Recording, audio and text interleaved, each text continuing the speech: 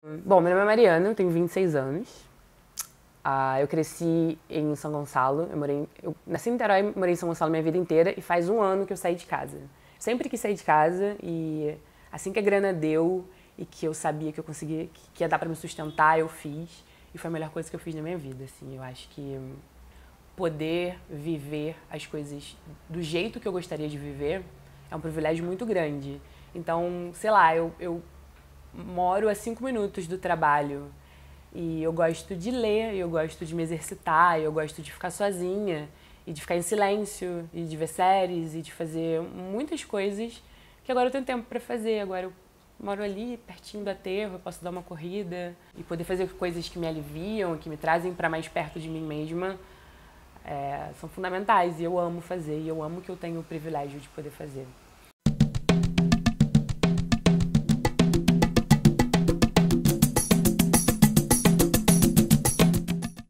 Eu sempre quis morar fora, porque a minha mãe é empregada doméstica. E sempre foi babá ou empregada doméstica. Então ela cuidava de crianças, de famílias que tinham grana, e ela sempre replicou o que ela via lá em casa. Então sempre li muito, sempre li jornal, minha mãe me levava para passear no sebo. A gente ia todas as bienais do livro. Às vezes a gente saía de São Gonçalo para ir pra Bienal com dinheiro para comprar, tipo, uma pipoca e um livro. Era a cota do dia e era, tipo, o meu presente daquele ano. Então, a galera que minha mãe cuidava, as crianças que minha mãe cuidava, faziam o intercâmbio e ela me contava e eu sempre quis fazer. Só que não funcionava muito bem porque a gente não tinha o dinheiro para isso. E aí no final, quando eu tinha 19 anos, eu tinha uma amiga que estava indo morar na Inglaterra. E ela me apresentou o programa que ela ia, que era um programa que era completamente gratuito, não tinha custos, além das despesas. Eu tive que pagar minha própria passagem, fazer meu passaporte, tirar o meu visto.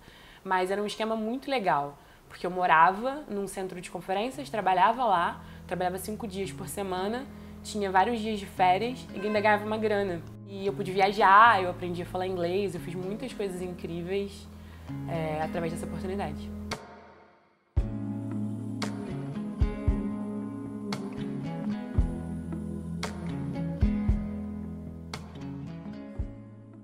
Não é que eu não me identificasse como uma pessoa negra, mas eu também não achava que eu era negra, eu só achava que eu era eu. E não tinha muita gente que nem eu na TV, porque as pessoas que estavam na TV eram negras ou eram brancas. Não tinha muita gente parecida comigo, com meu cabelo, com meu tom de pele. E então eu achava que eu era, sei lá, parda, meio termo, qualquer coisa no meio. Ser negra no Brasil e no exterior foi uma questão que eu fui, obviamente, apresentada só quando eu cheguei lá. No Brasil, eu não tinha absolutamente nenhuma consciência de... Eu tava criando consciência de raça. Assim que eu mudei pra Inglaterra, uma semana antes, eu cortei todo o meu cabelo pra tirar a química. E eu viajei com, sei lá, o cabelo bem curtinho. E, coincidentemente, uma outra menina chamada Mariana veio morar no mesmo hotel do que eu. Então, todo mundo me chamava de Mari. E aí, quando a outra Mari entrou, a gente virou Black Mari e White Mari. Só que quando eu comecei a ser chamada de Black Mari, eu falei, opa, eu sou black, que loucura. No Brasil a gente tem o mito da miscigenação, então todo mundo é igual, todo mundo misturado, todo mundo é branco, todo mundo é preto, todo mundo tem um pouco de sangue. E lá não, lá é muito claro, assim, você é uma pessoa negra e você é uma pessoa branca. E as pessoas são tratadas dessa forma. Eu fiquei mais atenta às coisas que aconteciam ao meu redor e como as dinâmicas funcionavam, como as pessoas falavam comigo, como elas me olhavam.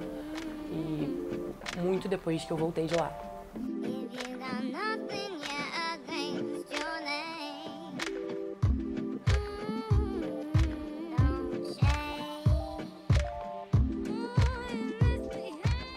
É óbvio que eu me sinto desconfortável em vários ambientes. Se eu chego num ambiente que é majoritariamente branco, eu me sinto desconfortável. Se eu sento numa mesa de reunião que só tem pessoas brancas, eu me sinto desconfortável.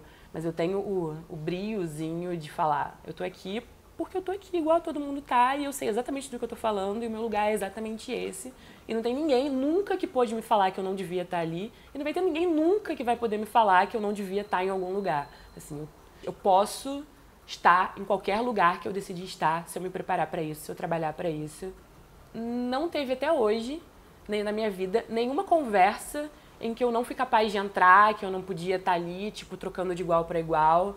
E isso com certeza tem muito a ver com o meu intercâmbio, assim, tipo, poder estar poder estar no mesmo, não vou falar no mesmo nível, mas ter os mesmos skills, o mesmo desenvolvimento e poder garantir para as pessoas de que eu sei do que eu tô falando, eu já vivi isso e a gente pode conversar. Você não tá me contando nada, você não tá me ensinando nada. A gente tá genuinamente trocando uma experiência, a gente tá conversando de igual para igual.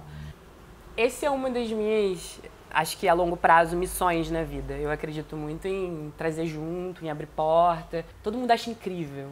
Tipo, a mina que é gerente da Globo acha muito foda que eu esteja em Los Angeles fazendo o mesmo curso que ela, quando eu sou uma menina de 26 anos, negra, periférica. Muito incrível, todo mundo quer falar sobre isso. Só que as pessoas só querem falar sobre isso. Então eu sempre faço muita questão de falar, beleza, o que você quer? Você quer ajudar? Você quer entender? Seu objetivo na vida para ajudar o movimento negro, ou o que quer que seja, ou pessoas negras, é abrir portas.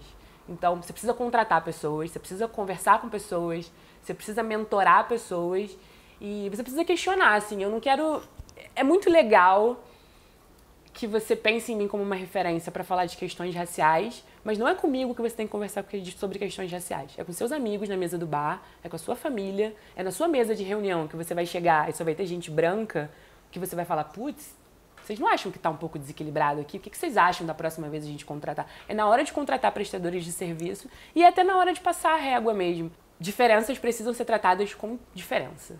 Então, você precisa privilegiar, sim, as pessoas. É uma escolha ativa privilegiar as pessoas. Quando você está contratando um estagiário e você tem um moleque da PUC que morou no Canadá e você tem a menina, sei lá, da periferia que estuda numa faculdade mais barata e que não fala inglês tão bem e que mora longe e que vai pegar 2 conduções, tudo bem que a sua escolha lógica seja o menino que mora ali pertinho e que... Mas é uma escolha, é claramente uma escolha. Você pode escolher abrir uma porta e possibilitar alguém e puxar e falar, vem junto, e falar, ok, eu entendo que você tem todas as outras capacidades, talvez não tanto as técnicas, porque você não teve ainda a oportunidade de desenvolver, mas a gente pode desenvolver junto.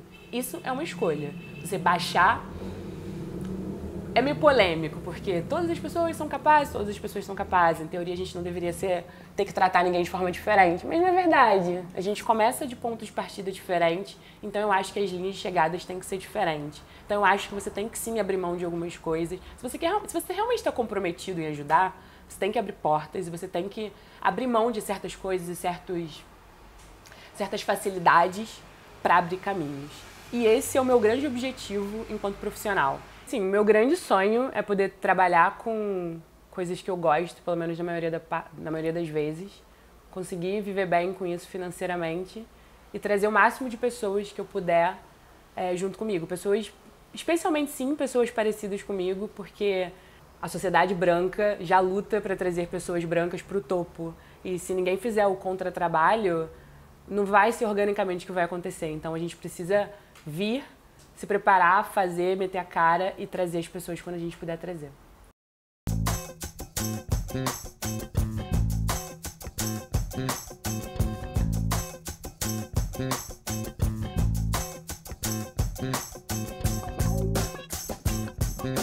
Personalidades negras que me inspiram, muitas da vida, sem ser tipo personalidades necessariamente.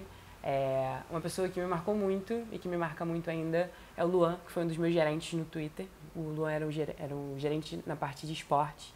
E quando eu cheguei lá, eles estavam numa mesa de reunião.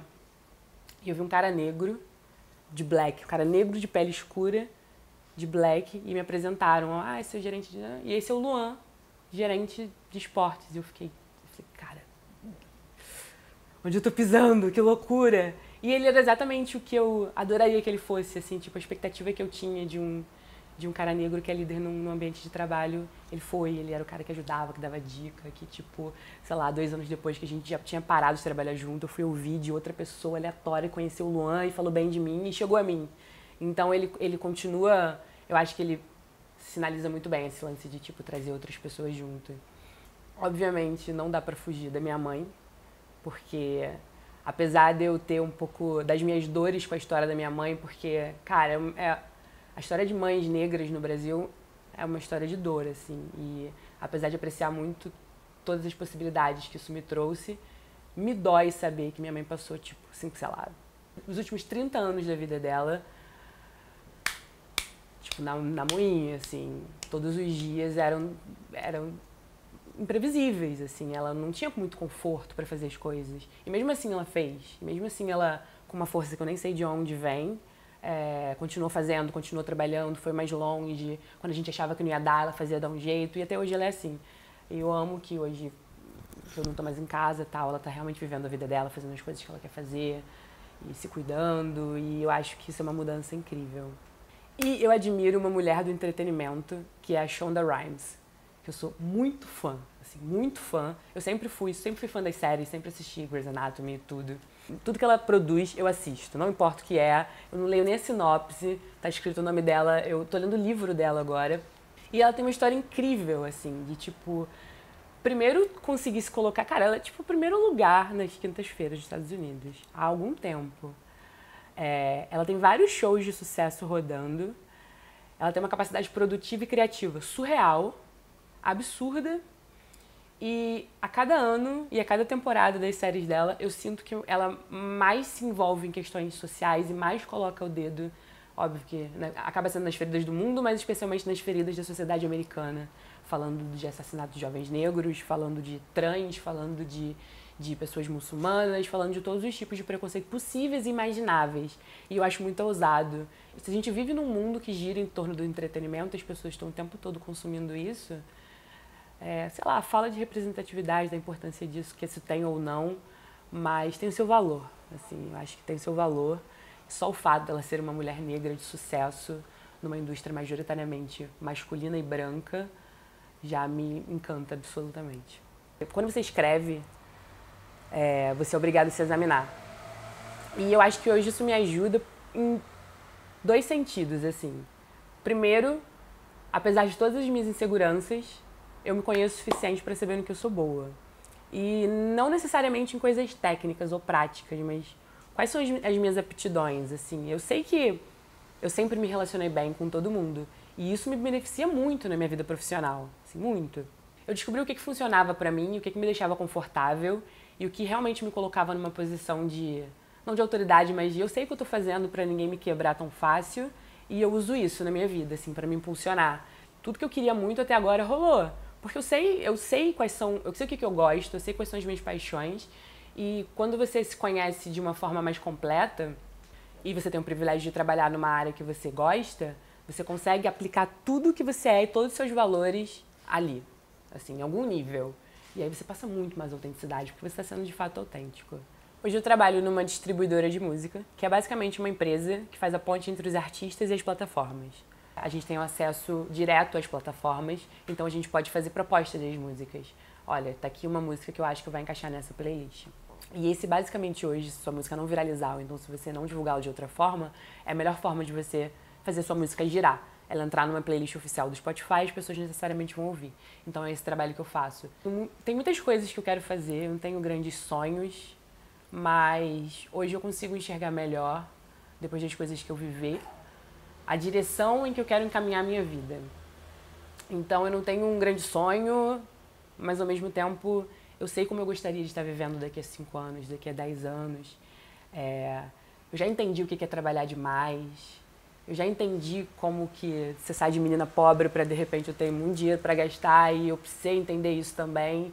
E agora voltar para entender minha relação com o dinheiro, quanto que eu preciso, quanto que é luxo, quanto eu estou disposta a sacrificar meu tempo para trabalhar.